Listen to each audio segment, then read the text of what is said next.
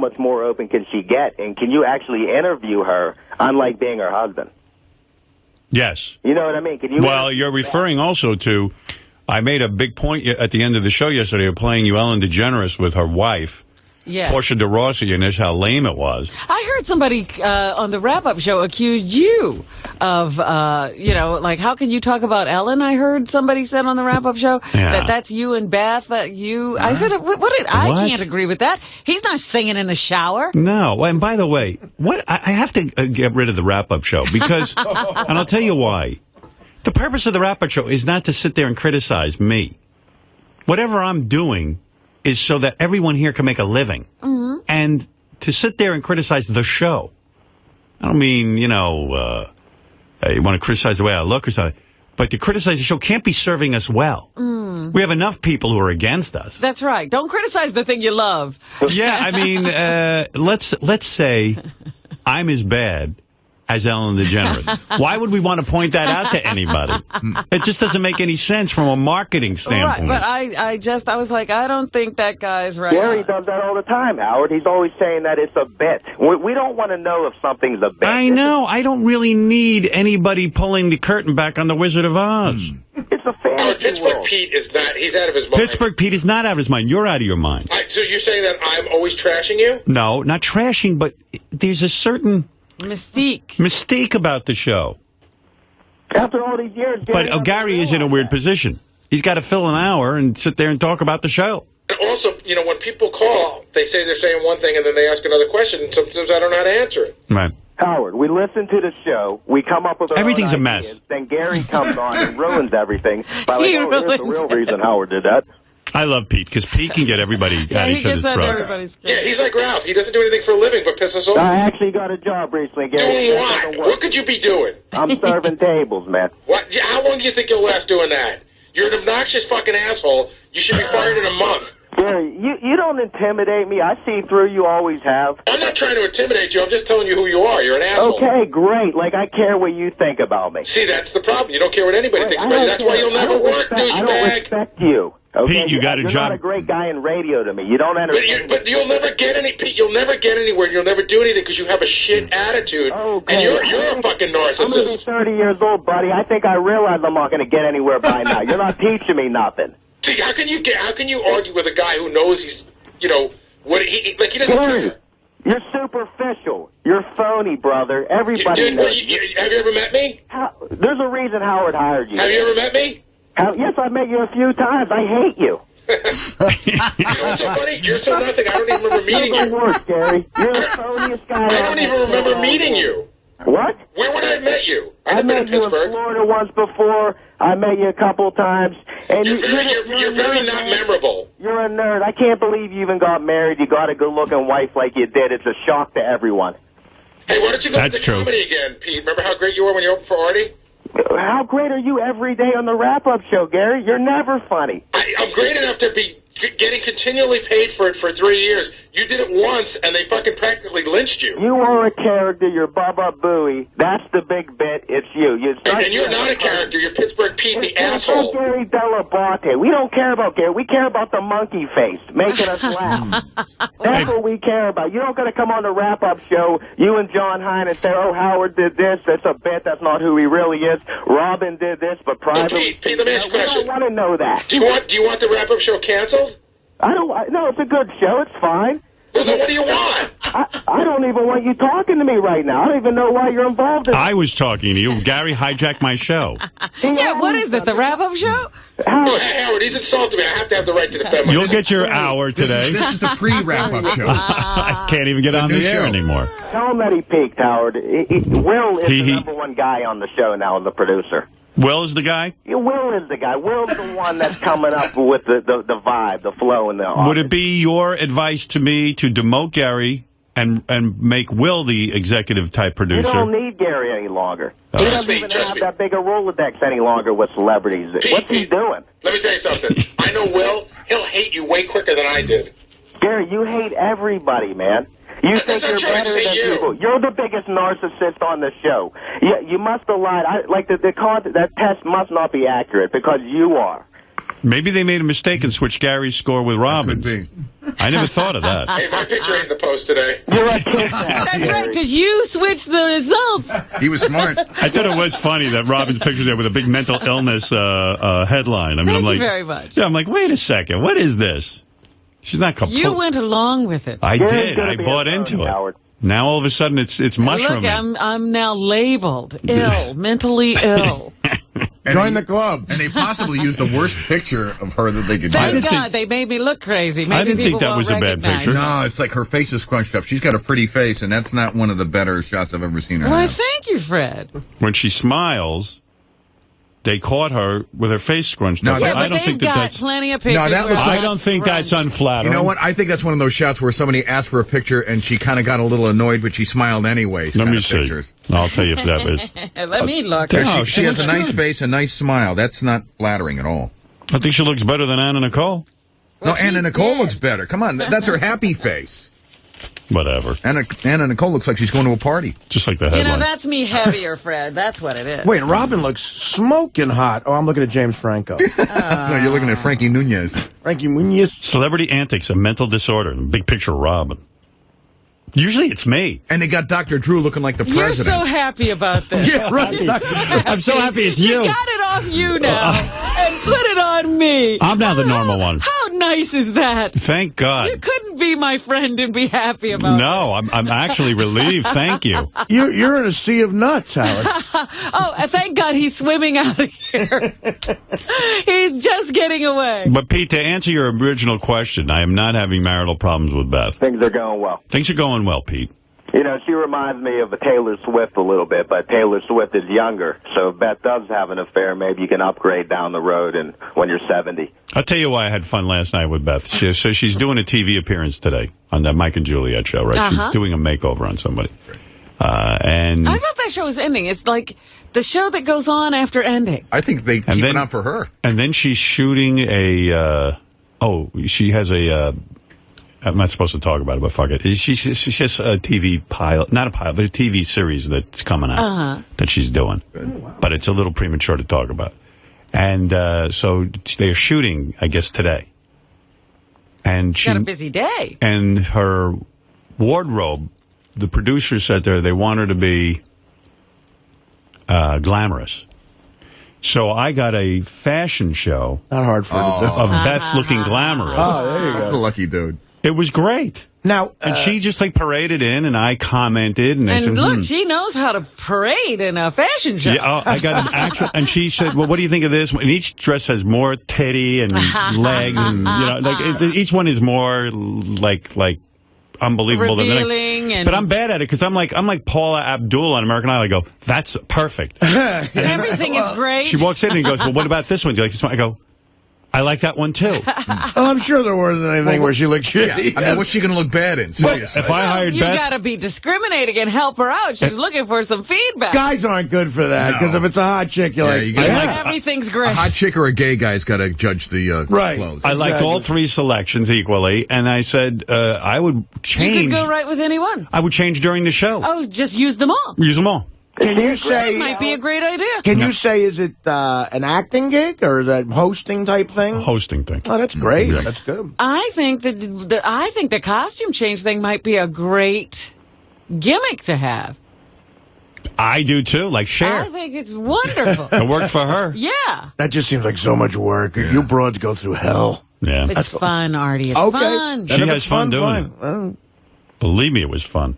You had fun. I sat there on the couch in a See, ripped. he thought it was fun too. I You were sat in there on one the couch outfit. in a ripped T-shirt and a Knicks, my Knicks shorts. And in your closet, there's absolutely nothing that you could tease her with. I'm sitting here going, boy, it's a man's world. I am completely disgusting and gross. You know? You're not. Now stop it. And she's parading around. I said, this is perfect. But you couldn't do a fashion show for her. Oh, Oh, can you imagine? belly fashions with my big stomach hanging over. Man, Howard, what does she look like in the doggy style position? You said Perfect. You're sick. yeah, you Crystal. said you can't. Whatever your Yeah, name I is. can't last long either, man. Is this ever? I'm 29. Is that ever going to change, or is it always? I'm not real good at it, but I think for Pete, it's going to change. Yeah. Pete, You think for Pete, he's never going to get a chance to know if it changes. Hey, Pete, Pete. you get girls, though, don't you? On occasion, I have ups and downs in life. You know, I just got a job. I'm feeling more confident. I work with all women. You know. Are you a good-looking guy? Are you a Hooters waitress? No, not Hooters. I met Pete. Yeah? Is he good-looking? In Pittsburgh. Not a bad-looking guy, you know. And he's, I'd say about average, maybe a little above average. But, Pete, are you definitely 29? Why? I don't know. I mean, I think you thought he was older? Looked a little older. I don't know. I looked older. So that's some tough times. You did. I mean, not like, you know, grotesquely older, but you seemed older to me. I wouldn't. Oh, man, things aren't going well for me then, physically. Pete's the guy who claimed the dermatologist gave him a hand job, so he can't be doing that bad. Oh, really? Is that I right? might even have prostate issues at 29. He had a hot dermatologist who jerked him off. Nice. Did you go back, Pete? By the Actually, way? I canceled. You did? I canceled that appointment. What was his name?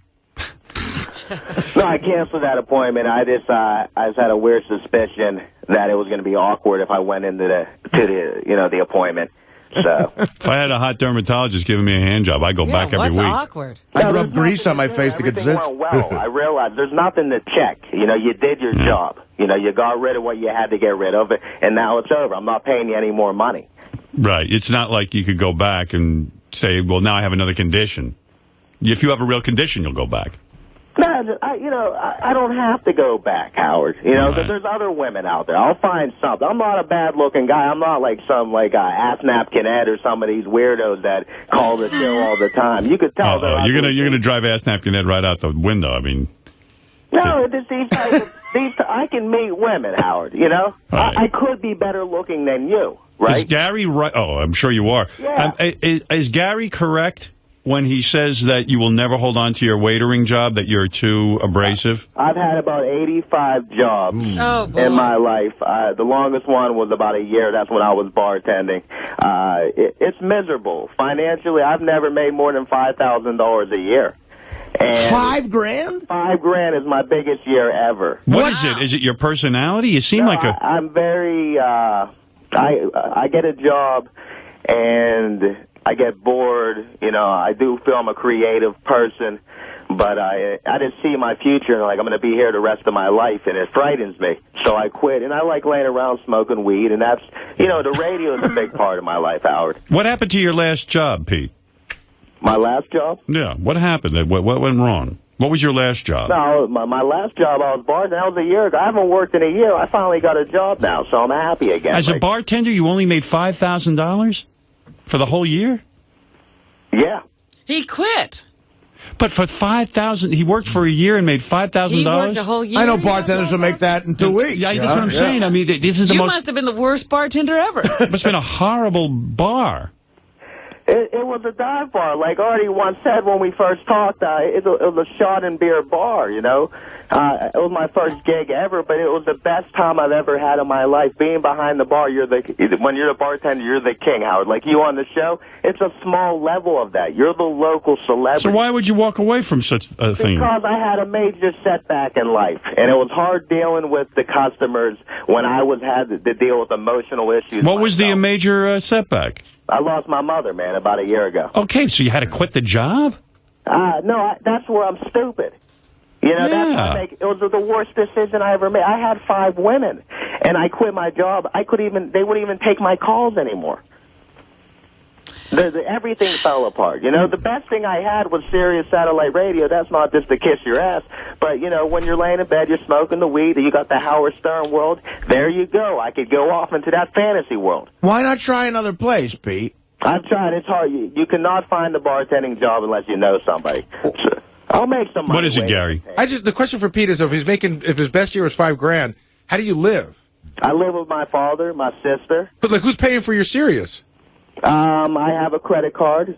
Wow. Is that run up big? Like, are you over drawn on your credit? What's your financial like? Are you handling your bills right now and everything? The mortgage, you're paid off, you're taking care of everything? You know what? I never carry a finance charge on a credit card. I pay my mortgage every month, and I lease my cars. That's great, man. You're so... No, I'm just asking you if you're overdrawn on your cards. Pete hates you. You're cooler than me. No, I'm not cooler Ralph than is you. on with Pete. Ralph, go ahead. Hey, now. I know. Hey, I've been around for one or two of those Best Fashion shows, and They are very hot.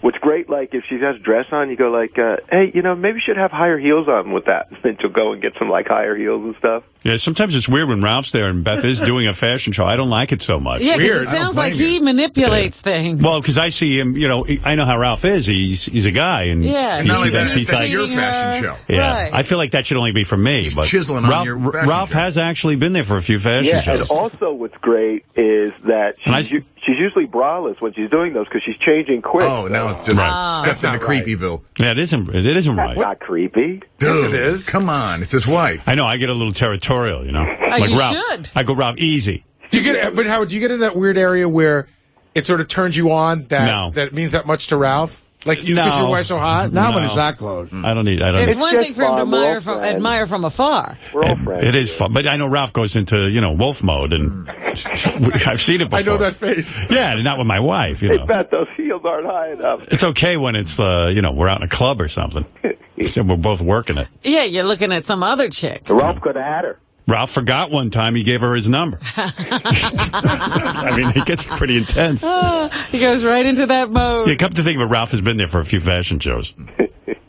Yeah, it's always fun. Remember to dismiss him next Hey, time. Ralph, how do you deal with your life, man? Never, like, really working and just, how do you get by?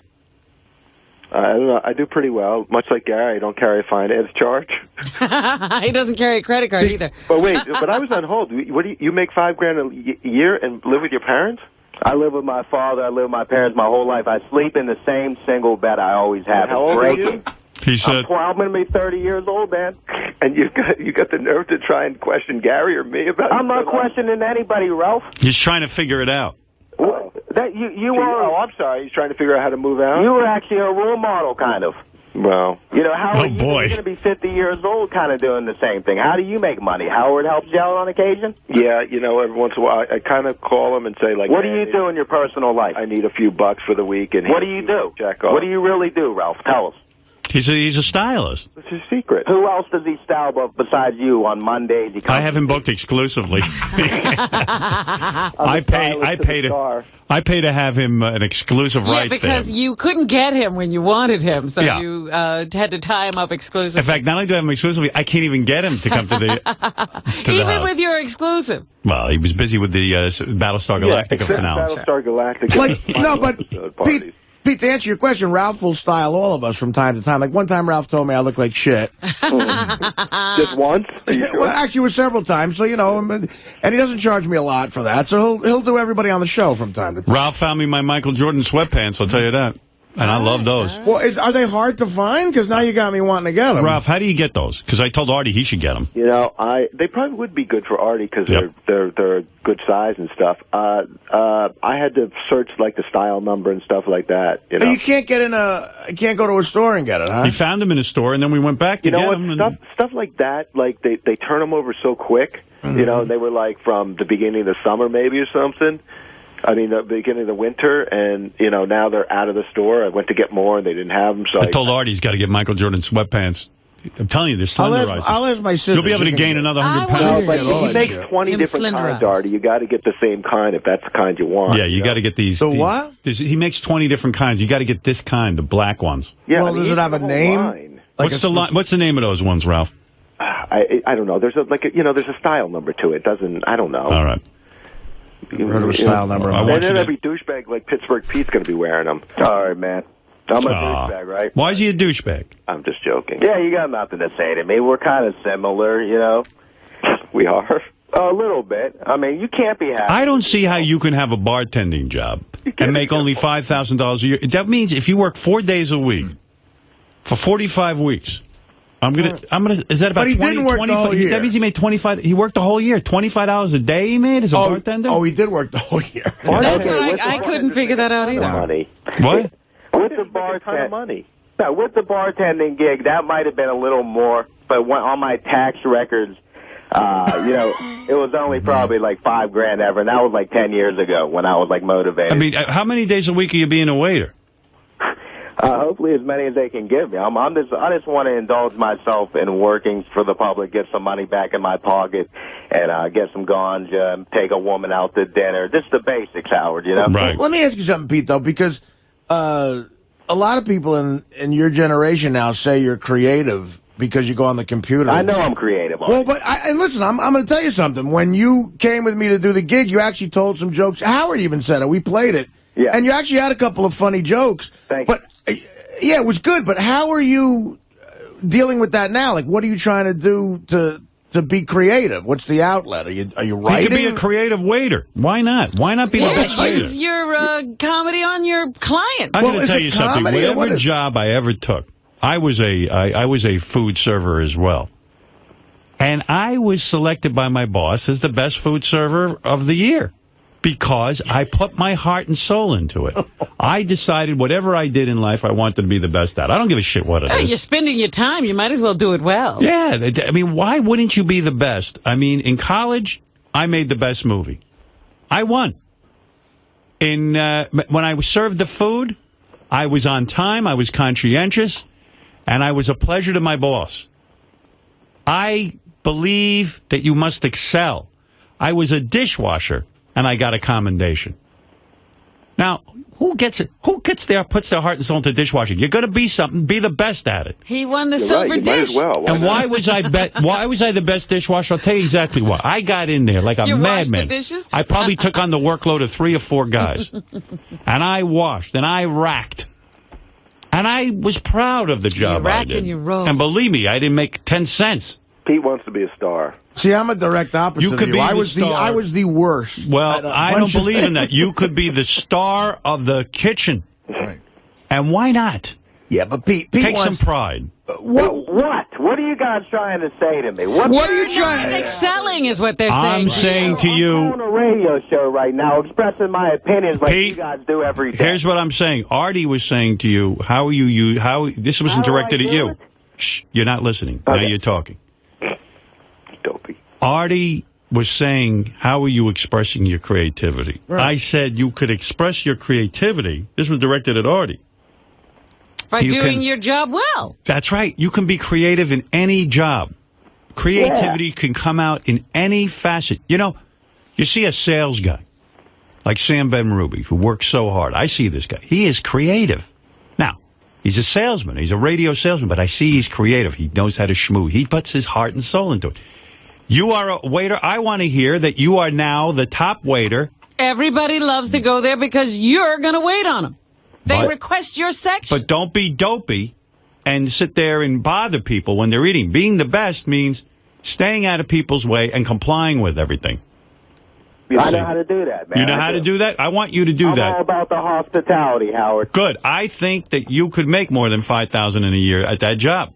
Let's shoot for $6,000 this year. And stick with it. And no more smoking weed during the week, only on weekends. Right. That will just be wants after a little work. ganja. Are Pete's parents rich? No. After work, no. I said on weekends. You don't earn after work. I think he should take a break from pot, period. Well, I'm trying to wean him off a little bit. No, it's every day for about 12 years, 13 years, every day of my life. Well, what about being the best pot smoker? He is. During the week. That he has excelled at. No, that's negative. Problem. Pete, during the week, no more pot. I can't do that for you, Howard. Let me ask you something, Pete. Do you think the pot smoking might have something to do with why you still live at home? I don't know about that. I do know about that. Yeah. And that is true. I have friends who smoke more weed. Like, they'd be proud of themselves. Oh, I quit smoking cigarettes. Then you find out they're smoking 7-8 joints, 7-8 joints a day. Yeah, tons. And let me tell you something. All of these guys do not succeed. Right. They don't. They do not. I know them. It's a type. You're right. They're burnouts. And I know that. Starting today, during your work day, the days you don't work, you want to smoke a little weed, okay, I'm not going to take that away from you. Mm-hmm. But on the days you work and the days that you got to be up for work, no more weed. You get high at work, man? No, I served tables about 8 years ago, and I did get high, and it was very tough to do. Bartending, you can do it. You're in the dark. People are all drunk. But if you're serving tables, it doesn't work. Are you strong enough to stop smoking on work days? I don't think so. Well, you got to get strength. If you want to be the best, it's not going to... I don't want to be the best. Well, I do. You're right. Okay. So then what are you going to do? Try it for a month. Call me back and let me know how you do. All right. Don't call us even for a month. Yeah, pot is too powerful thing in your life. You're letting it overtake you. The older you get, man, the more wisdom you get. You're motivational. You're like a Dr. Drew yourself, man. You should have a Dr. Jew. How dare you? You should have Dr. All right, I have a big nose. Let's see if it works, Pete. Go I'm away a Dr. for Jew. a month and see if you come back any better. Howard's been like a father to me over these years. Well, he's failing as a father. Maybe that's why you're high at home with no work. He's a terrible father. Then you got the wrong father. Yeah, you have to reassess, Pete. I mean, please, Pete, don't belittle yourself by not taking your job seriously. In other words, you're making fun of your job when you're showing up high and not motivated. You should be proud to be a waiter. There's nothing, in Europe. It's a great job. It's not my passion, though, Howard. Make it your passion. Well, what's your passion? My passion is talk radio. No. No, it isn't. It's listening to talk You're a waiter. And there's nothing, right now you're a waiter. When you get the job on talk radio, that'll be something. But not now. Right. And you need to stop smoking pot during the week. No, you're right about this. Have you heard of 100%? 100%. He's heard of it. But he's got to now devote his life to it. You have to be the best at what you do. Can you give it 100%, Pete? No, I can't. If you want honesty, I would love to do it, Howard. Pete, I go to a restaurant. It's called Scalinatella here in Manhattan. The waiter walks over. He's got the whole menu memorized. And he goes, "Hello, Mr. Stern." He's like this. He's an Italian guy. Hello. Today's specials we have. And then he goes, "And now I'm going to tell you the fish. And then I tell you the pasta." Then this guy takes such pride in his work. I go, this guy's at the top of his game. It doesn't matter. You talk about talk radio? He's doing talk radio right there. The hardest part of his day is getting that accent right. Well, he is terrific. There's nothing wrong with being a great waiter. People probably think you're sort of joking around. I'm not joking around. There's so many assholes that you run into. Like I go shopping a lot, and all these fucking people trying to register are on their phones or fucking half asleep. You just want to smack them. Go, what the fuck are you doing? If you want to know something, you're absolutely right. I go to these stores, and I see people working behind the cash register. Most of them are They vomits. don't even want to look at you. They're vomits. The other day, I was in the Barnes & Noble. A young black woman standing behind the thing, and she says, "Oh, hello," big smile, takes the money, "Have a good day," she says to me, "and how can I help you?"